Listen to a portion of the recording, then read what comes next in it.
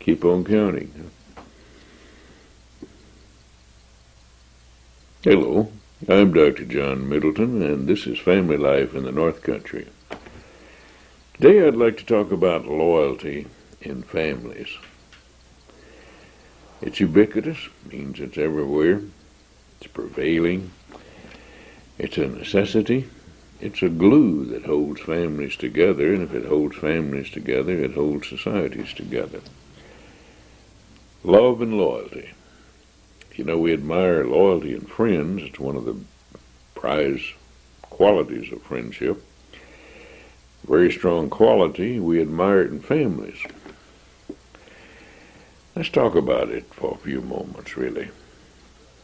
We inquire an indebtedness to those who care for us, naturally our parents, mothers, and fathers, and we honor that debt when we take care of them, or when we respect them. It's a fundamental in societies, and it serves protectively. Another loyalty grows in our peer relationships. We've all heard about peers. Those are the people who are basically the same age as we are. And in the development of our morality. How does it come about? How do we know what's right and wrong? By direction, by punishment, by rewards, by identification, by appreciation. We become aware of these elements, and we develop a self-concept, an awareness of ourselves. We're awareness of ourselves in relationship to others, and we reciprocate that loyalty. We give to others what they give to us, particularly for those people who care more about us than sometimes we deserve. We acquire an indebtedness. It's a basic in the growth and development of family life. Our families of orientation, those are the families we're born into, the families that give us an orientation of society.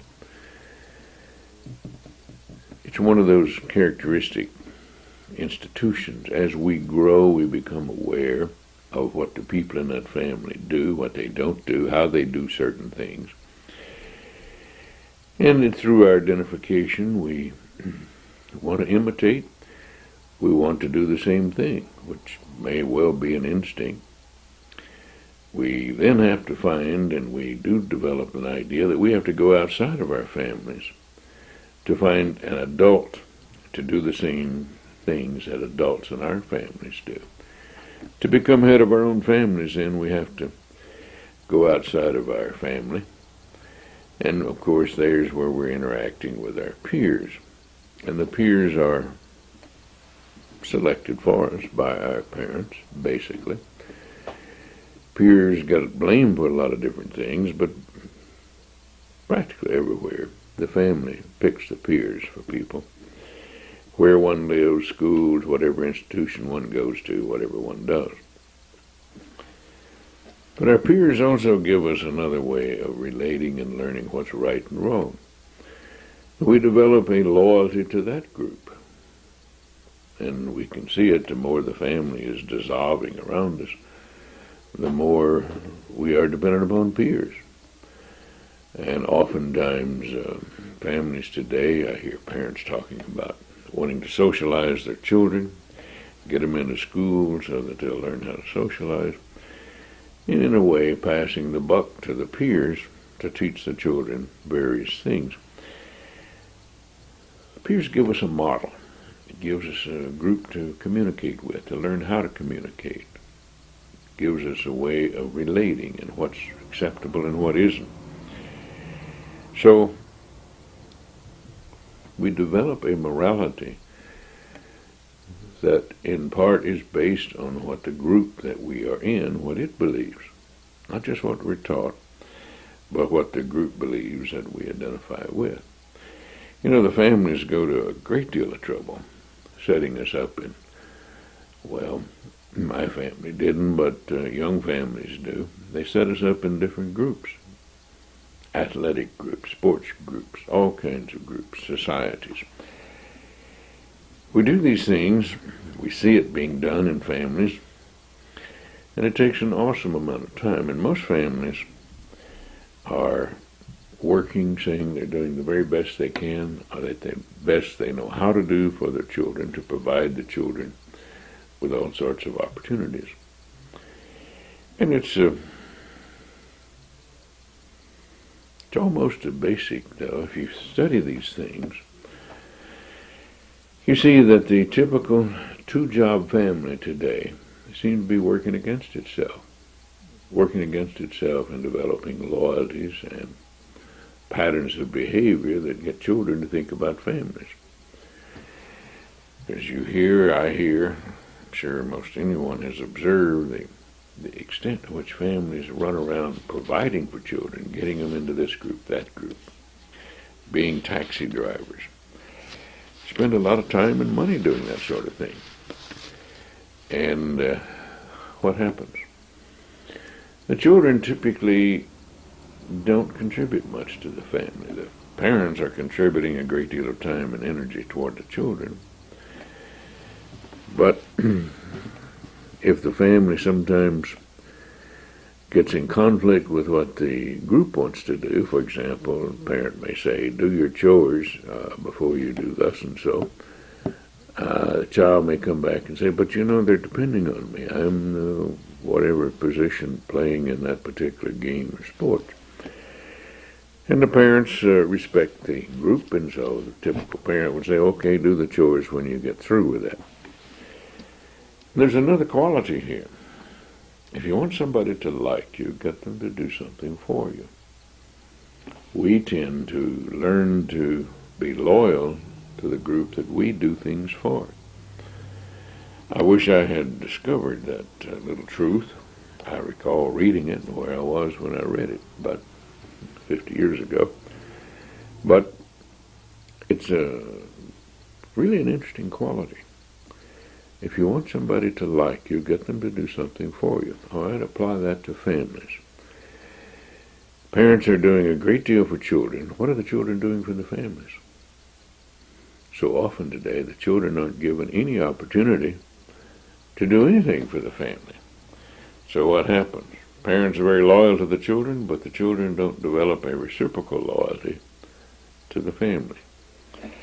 So we have an out of balance. We have a pattern that seems to be working with very good intentions. Most parents are certainly well-intentioned. They want to do the right thing for the children. But if the children don't have a way of contributing and becoming meaningful in the family, they typically don't develop a loyalty to the family. Take, for example, what used to be the small farm families and the small home business. Used to be a lot of them. Those children who worked in those settings typically thought and grew up believing strongly in their families. They were an integral part of it. They were a meaningful part of it. And even as so often the case we see today in the Asian families, people who immigrate, come to this country, we see them that they don't work necessarily in the same place. They may have jobs in different ways, but they come together and they pool their resources, they pool their money, they have a family pot, so to speak, or family bank. And as a family, the unit grows, not as individuals. We see this sort of thing, and that's one of the reasons they seem to do better, by the way, academically and otherwise. It's because it is a family effort. They have families' loyalty, very strong patterns. Some cultures have much more emphasis on family loyalty than others do. And we see this as we move along in society. We marvel at things. We see all kinds of developing gangs, gang ages. What are these things? Are they substitutes for families? Oftentimes they are.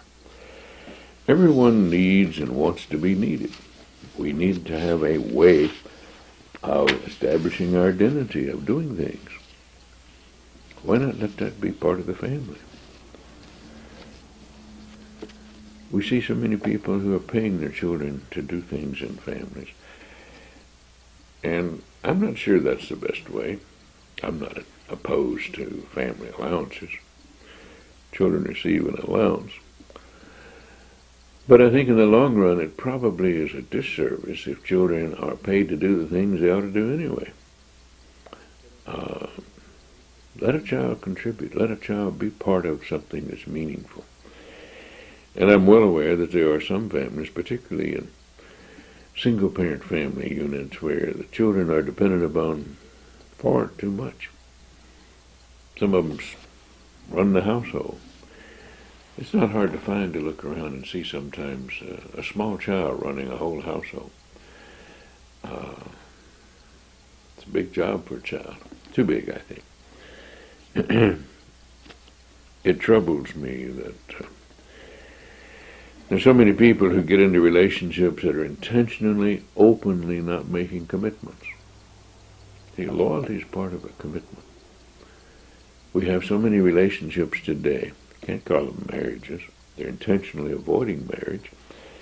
They're getting into relationships and they say, no commitments.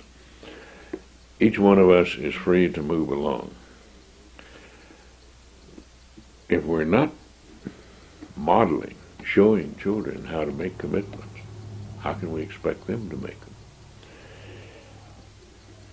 We have people who are committed to not making a commitment, in a sense. In other words, they hold that very strongly in terms of, no, don't tie yourself down.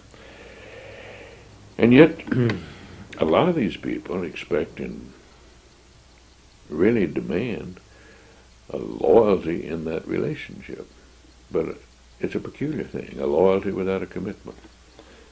In some societies, young people are introduced to each other on the day of their wedding. The family has arranged it. The family has selected the very best people that their parents can find to be a spouse, to be a helpmate, to be a partner.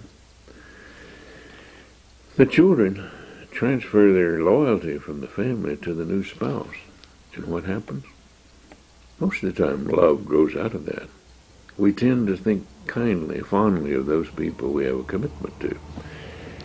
As I said earlier, if you want somebody to like you, get them to do something for you. It seems to work. We have people today who do not want to make a statement such as promise to love, to honor, to cherish, in sickness and in health, for better or for worse, in good times and bad. We have people who don't want any part of that. And it's sad.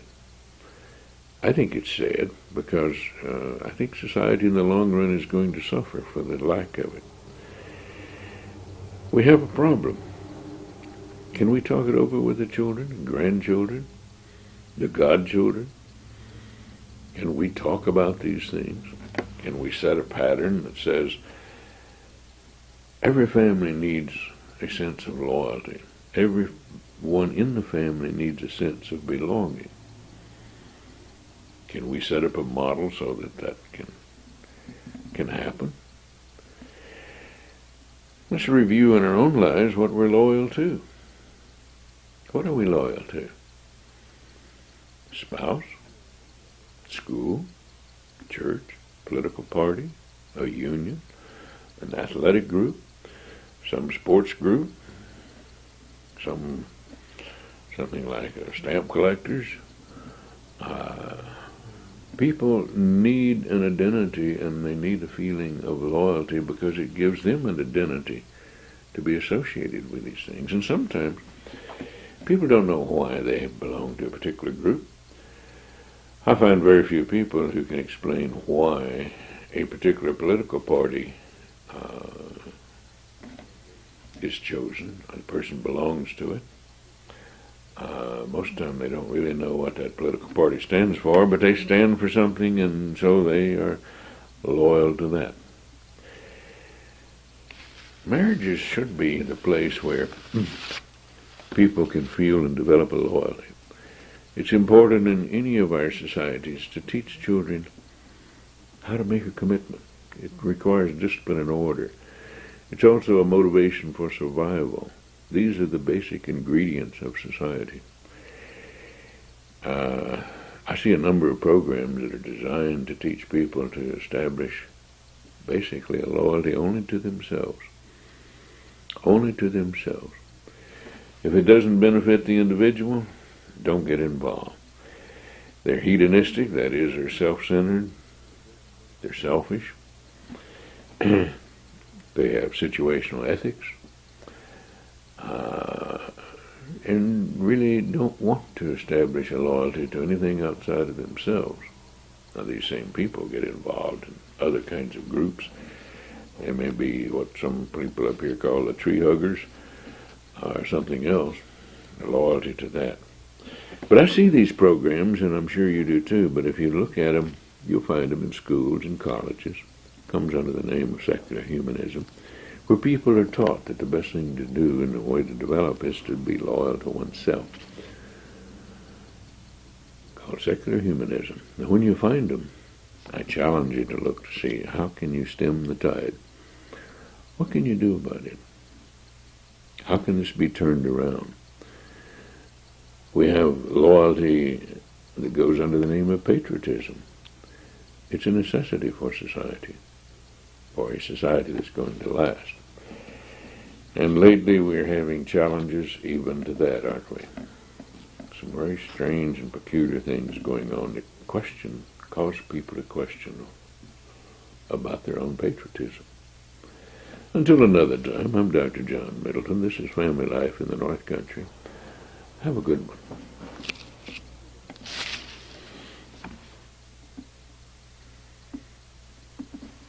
Hello, I'm Dr. John Middleton. This is Family Life in the North Country. Start off with a question today. It says, when families have serious problems, what can happen? Well, obviously, most anything can happen, but certain things help to reduce the chaos, the trouble. It's been studied, it's been found that organized families, that is, families that have a head, have a direction, have a purpose, where people have an idea of who's doing what for whom, these families resist chaos. These families, you might say, are much less prone to having crises and coming apart and they hit a bump. Regimentation. Regimentation allays anxiety. That's an old thing that I understand came up with Napoleon. That if we organize and we regiment, then that takes away people's worry. If people have a specific function to do at a particular time, the military certainly uses that a lot. If we identify goals, if something happens in the family and let's review. Our goal is to do this, and how are we going to achieve it? That helps. It helps if the parents talk it over with the children. It doesn't mean they have to take directions from the children. Sometimes children have good ideas, and it may be wise to be sensitive to what the children's ideas are. But the parents are responsible, and children need to know that. With so many families breaking up today, it's really chaotic with some children, how they feel. They feel guilt. They feel all kinds of split loyalties. But we organize, we regiment, we identify goals, we assign tasks, and then we plan and we replan. You review what you've been doing. If that hasn't worked, then do another one. But here's something I heard the other day that's sort of strange and puzzling. I heard a 4-year-old say, her friend is too young to have a father. Now, what in the world could the meaning be? I thought about it. I inquired of the 4-year-old I heard say that, and finally concluded that apparently that child was associating that idea with the single-parent family she knew, daycare, day center. And there's some children didn't seem to have fathers, and so this child, in the child's logic, was saying, too young to have a father. Strange, isn't it? we think about that, how children will put answers together sometimes. Well, thought I'd share that one with you. Here's another one that came along that's a little puzzling in one way and yet not another. It says, can husbands and wives really work together successfully? Most husbands and wives probably have a little trouble actually working together. They may be working at the same time on different tasks. Some people do so, though, and they do it beautifully. Others, well, why not just try a different task at the same time? Take different elements of the same job, so to speak, and work on them independently, because men and women tend not to work the same way. They tend not to work to solve problems the same way. They may not even be going after the same answers. But if this is done, if a husband and wife decide to work differently on different tasks, then why not set it up so that they have a reward at the end, that they can review what each has done and reward themselves for doing it. It should work. Here's another question. It comes in pretty frequently. It says, should people having trouble in marriage see different counselors? I don't think so. I think most of the time the problem in marriage is in the relationship and the way that people communicate. And that's best solved with the people together, not separately. So my advice to people who call or inquire about that is no. Try to find a counselor who will see the couple together, because that's what marriage is. It saves a lot of time and effort. Usually the price is the same, the cost is the same. The advantage is that if you're trying to learn to communicate with whom? With the spouse. So if the spouse isn't there, people can learn to communicate with a counselor fairly easily. Counselors are trained to do that. But that's not what counts. What counts is, how is it translated at home? How is it transmitted at home, these new communication skills? Well, people can do that together. It also saves the questions of, well, what did she say? Or what did he say? And when they're together, you don't have that sort of thing, because each one knows what the other one's talking about. Here's one that comes along. Someone the other day said, I sometimes hear my grandmother say that she saw my grandfather sitting at the breakfast table, and I don't know what to do about it. He's been dead 2 months. Well, you don't have to do anything about it. That's not particularly uncommon. People who've been married a long time, and I'll assume your grandparents were, that's not uncommon for them to see the deceased spouse, usually in the mornings, in the favorite place. The person maybe for years got up and that's where the person was, or sometime during a particular part of the morning, that's what the person was doing. And maybe grandmother got up first, but then the grandfather would typically be in that particular place. So sometimes that's very embarrassing to the person who experiences it, that is, sees the dead partner in a familiar place like that. It's so embarrassing they're afraid if they mention it, somebody thinks they're crazy. That doesn't mean that people are psychotic. No, it's not uncommon for that sort of thing to happen. And why not just take it in stride? Your grandmother will. It'll become less and less. Well, here's another one. Is a double standard ever seen today in sexual behavior? Oh yes, double standard is still around. Double standard means there are different standards for men and women. But the double standard is decreasing, it's diluting, it's going away pretty rapidly in some parts of the country, but I doubt if it'll ever go away completely. Some cultures, it's still very strong. And in some religious groups, it's still very strong. Some religious groups promote it and work to preserve it. But the double standard is probably going to be around. Talking about that, somebody else came along and said that I oftentimes talk about religion in families, that strong families have religion. And the person says, how do I know that religion does any good? I've known problems of all kinds that seem to start with religious differences. Well, I may be thick. My mother, rest her soul, said I was always a little slow. She told me that when she was 90, said I hadn't changed. But I've never seen a problem in a family caused by the religion. I've never seen a problem in marriage, that was really caused by the religion. Now, I've seen a lot of problems, and people use religion as an excuse, yes. For example, let's say that a Catholic marries a follower of Judaism, most time called a Jew, but Jewishness apparently is a culture, not a religion. The religion is Judaism. So, if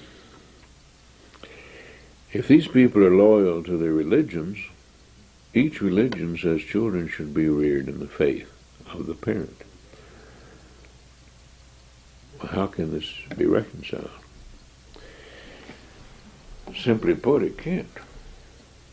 You can't reconcile that, both parents having children reared in either Judaism or Catholicism, and both of them having acceptance by their own religious group. Did religion cause that problem? No. People who shouldn't have married with that expectation. Well, even though you are a follower of Judaism, I know you'll agree with me, and whatever children we have, we'll raise them Catholic.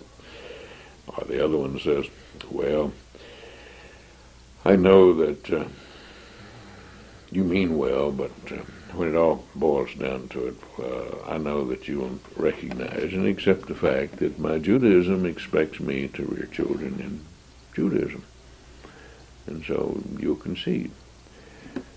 Religion didn't cause it. In other words, there isn't anything specifically wrong there with either religion. It's people who get together and then want to change the religion. And that's usually what's going on. For example, all sorts of things going on in the world today in the name of religion. But if people really followed it, that would be something else, wouldn't it? Christianity, for example. Another part of that same question was asking if religion works. Well, religions have a code of conduct. Most of them have a creed. Most of them have an identifiable creed. What are these? They're sets of behaviors that people are expected to follow. And most everybody is familiar with the Ten Commandments. Even though a person may not be a Christian, Judaism and Christianity follow the Ten Commandments. But think about it. Suppose everybody followed the Ten Commandments. What kind of society would we have? There wouldn't be disrespect for parents. We'd have everybody believing in the same God. We wouldn't have jealousy. We wouldn't have lying, stealing, thievery. We wouldn't have murder, adultery. That's just starter. That'd be a pretty good society, wouldn't it? If people followed them. And also about religion, there's some good scientific evidence that's been published in literature that religion works in this way, that prayer works. And studies in some VA hospitals have found that those patients who were prayed for and prayed about recovered quicker than those who weren't. And you may say, well, a person has an immune system and all that sort of thing is interrelated with religion. But what's interesting is that even those people who were prayed for who didn't know people were praying for them seem to get better faster. It's rather provocative to know how that works. I don't pretend to know how it works. But it's been reported and makes it interesting. Well, here's another question. What do I think about all this pornography stuff on the internet, the movies, TVs, and so on? Enough's enough, isn't it? Pornography is based on a certain element. And for something to be called pornography, it has to be illicit, it has to be erotic, it has to be sexually exciting. And for something to be sexually exciting, it also has to be changing themes. In other words, if it's very commonplace, it's no longer illicit, it's very commonplace, it's no longer exciting. So what we see in pornography is a constantly changing scenario of expanding themes. Different themes. I've mentioned this on programs before, but perhaps not in recent years, but pornography is typically iconoclastic. An icon is something that society develops, holds in reverence, holds in high respect. Iconoclastic is something that attacks whatever is held in high esteem by that society. Pornography tends to do that. Some of the themes in pornography are very much so, as far as a direct attack. For example, you can have religion being attacked, or people who represent religions, priests, nuns, rabbis, and so on. Sunday school teachers. You can have race, the marbles, the black and whites. You have race involved in pornography. Mixtures. You can have age differences, old men, old women, old whatever, children, age differences. What these are attacks on the barriers that society naturally sets up. Gender differences, men, women, or men and men, women and women, power and social status differences. So-and-so in a theme, a movie, may be representing the power base of society. The health factors, kinship, authority figures, the heroes. All of these themes, if you ever stop to study them, and one time I did that, with a rather interesting assortment of pornographic materials mailed to me, and that's when I discovered these themes. One after another, they were being attacked, they were being challenged, and for them to be exciting and to be illicit, the themes had to keep changing. And sometimes in today's settings of movies or videos or whatever is going on, you may have several of these things going on at one time. Okay, enough said about pornography? Probably is. I'm Dr. John Middleton. This is Family Life in the North Country. Have a good day.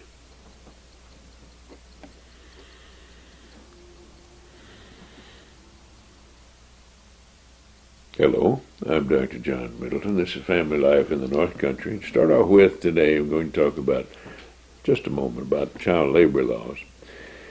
Question came up about child labor law, and since I used to pretend to be a family sociologist, as well as a counselor. It seems that somebody's putting in or trying to get bills passed in Congress about exempting certain families from child labor laws.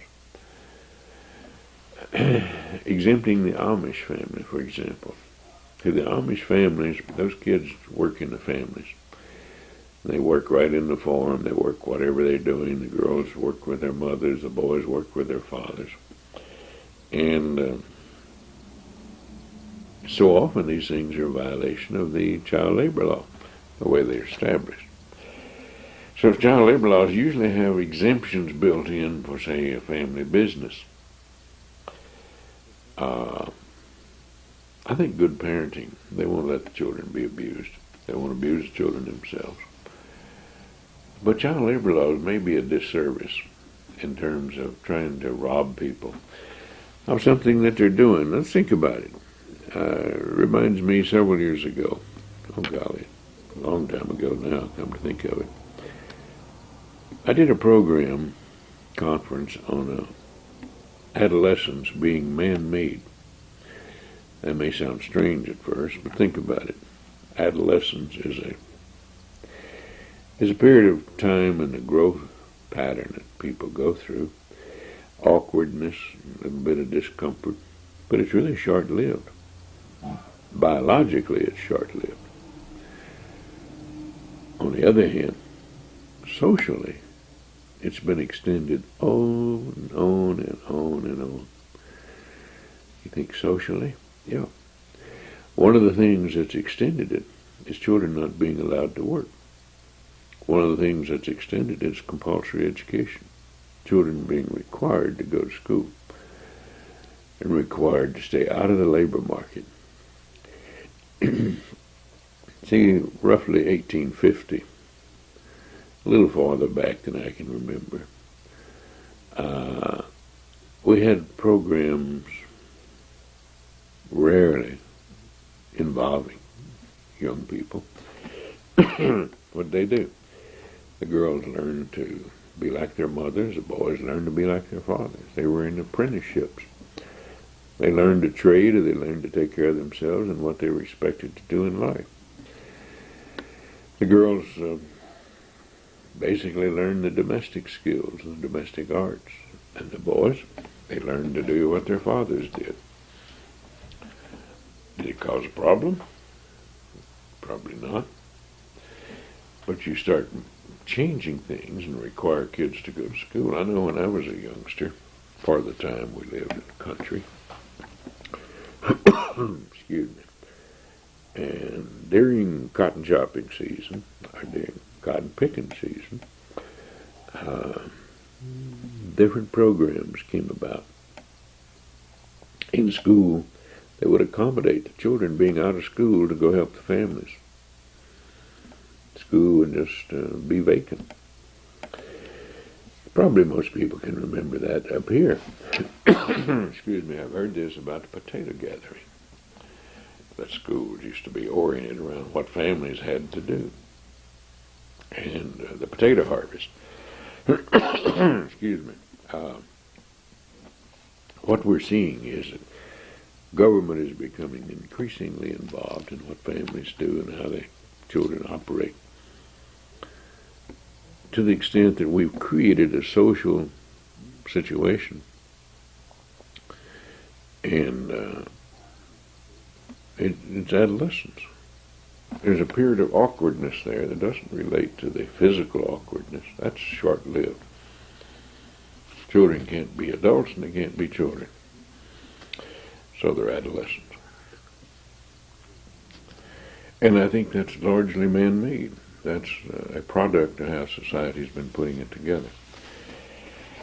I'm reminded of,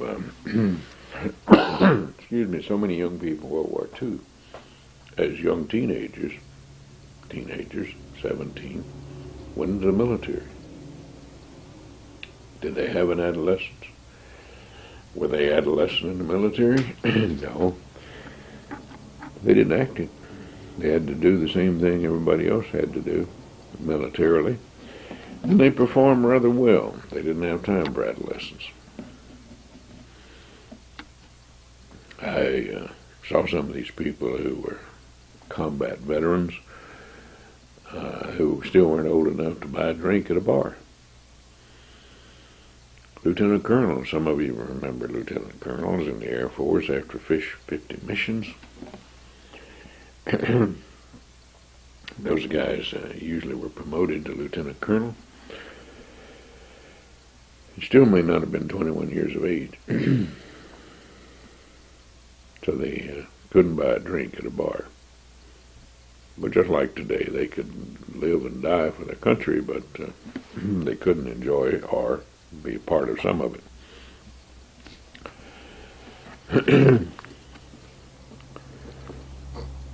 Another question comes up. What do I think about dress codes?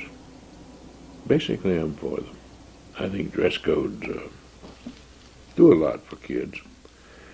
I think it helps solve some of the competitiveness that we see going on in schools.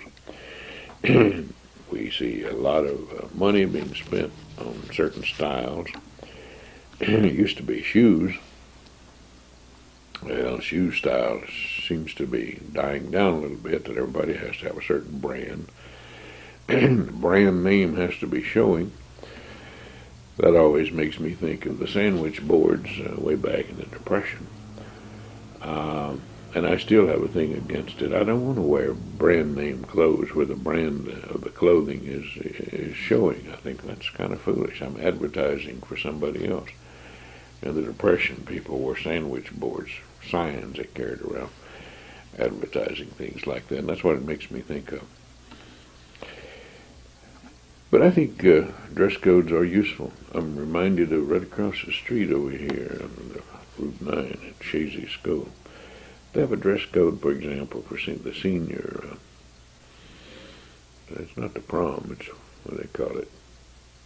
Forgotten. Senior day or something, where everybody has to dress up in an informal attire, tuxedo for the guys. The evening dresses are formal attire for the girls. What they do, though, is they raise the money themselves to assure that everybody can have one. And it's not based on the family being able to afford it necessarily. Well, here's another question that comes in. Since we're thinking about having another baby, in your opinion, how much age difference should there be? Well, some people have very strong opinions about that. I think some people are set on 5 years, others 10, and so on. I think about 2.5 years is a good difference between the ages of children. Interestingly enough, in societies where they rely entirely on breastfeeding for the infant nourishment and no birth control patterns, children are 22 months apart on average. It's about the right spacing. Speaking of breastfeeding, here's something that I ran across. Seems a little puzzling, but there are certain proposed bills going into Congress now to require large industries to have private rooms for breastfeeding. So the women who are working, they can have the security of going into a place and feeding the baby's own schedule, but in privacy. That makes me think of a few years ago, back in the 70s, excuse me, the early 70s, when there was a lot of hoopla about the Equal Rights Amendment. And one of the things that was being required at the time in industry was that all women would have a lounge. A larger company had to have a lounge for the women. Men didn't have to have lounges. But the women did. And some of us said, well, the Equal Rights Amendment is going to do away with those advantages. And they did.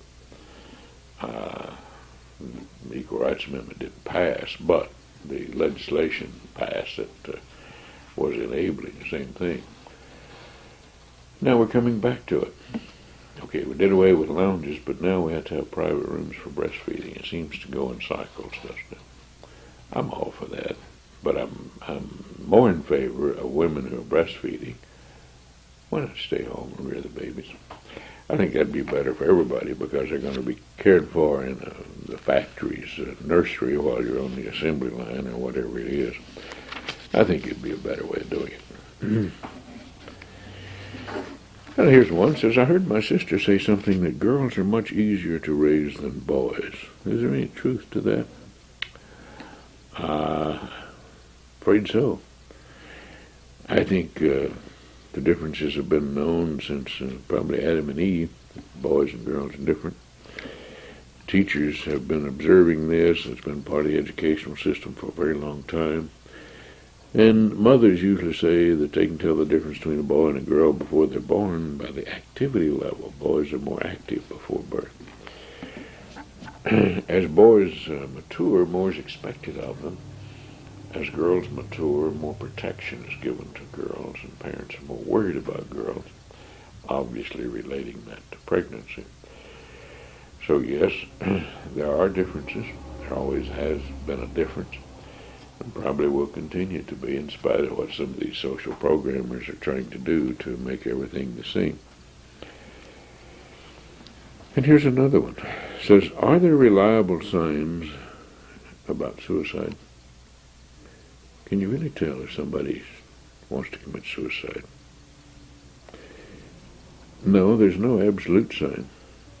Because some people who are quite depressed are not suicidal, but most people who suicide are depressed, but not all. There are some pretty good signposts, things that you can go by. The ones I use, call it the killing triangle. One side of it is the lethality. In other words, how deadly is the means that the person may be thinking of using. One is the disturbance part of the triangle. How disturbed is the person? And how hostile. You know, every cell in the body wants to live. When the good Lord turned on the system and the new human being comes into being, every cell in the body wants to live and acts like it, makes an effort to accommodate. I've never understood exactly what part of the body wants to die when people are suicidal, and I sometimes ask people I've worked with who are suicidal to try to explain it to me. And if I can get them talking, well, maybe that is one way of preventing the suicide. But not only the disturbance, the hostility, and the actual lethal factor, that's the triangle. But under the triangle are two other conditions. One is the intention. People can have these conditions present, but not intend to have any suicide. And the other is the circumstance, opportunity, if you will, being forced on people, or the opportunity that would force people out of any intention. So I use those. Somebody calls me in the middle of the night or something about a suicide thing. I'm usually thinking about those things as I talk to the person to try to evaluate the seriousness of it. I call it the killing triangle because the same things apply to homicides as well as suicides. And there are some patterns. People who are depressed, people who start talking about no future, people who start talking about giving things away that are cherished items, planning and acting as if there is no tomorrow. Those are pretty good signs. And by the way, it doesn't hurt anybody. It's never been established that it hurts anybody or drives them more into suicide if you ask them a direct question. Are you thinking of suicide? Are you thinking about killing yourself? Don't beat around the bush. Make it a direct, open question. If the person says yes, you say, well, we have to do something about that. If the person says no, you're no worse off. It's not going to drive the person into more suicide. There's no evidence that that ever happens. Open, direct questions. Here's one. I guess we'll have to make this one the last one for the day. It says, my son seems uncertain about his sexual preferences. He's 12 years old. And he told me he doesn't know whether he likes girls or boys better. Does this mean anything? Obviously it means something or he wouldn't have told you. But probably doesn't mean that he's going to be one thing or the other. About a fourth, it's a little more than 25% in various studies, of youngsters aged 12 have a question about their sexual orientation. And unfortunately what's happening today is that when it's in school, a school counselor, a school nurse, somebody like that who talks to these kids, if the child mentions it, I'm not sure whether or not I like boys or girls better. Too often they're being referred to a gay and lesbian rights group, or people who are in that particular way. The truth of the matter is only about 2% of the people grow up to be homosexual. So roughly a fourth of them have a question, but it filters down finally to about 2% being homosexual in the long run. And some of those people were guided into it. And that's what I think is not a good thing. We're seeing this even in the kindergarten where people are being, made aware of the differences and the acceptability of the deviant variant lifestyles, even deliberately in the kindergarten programs. And I think that's a sad thing. So it's not a bad thing for a child to say to a parent about his question or her questions. What happens from that point on may be much more significant. I think it's a good thing that the child can talk to the parent. You don't have to get excited. It's not a sudden declaration at that age. Usually it's an honest, sincere question, or the child wouldn't mention it. So, until another time, I'm Dr. John Middleton. This is Family Life in the North Country. Have a good day.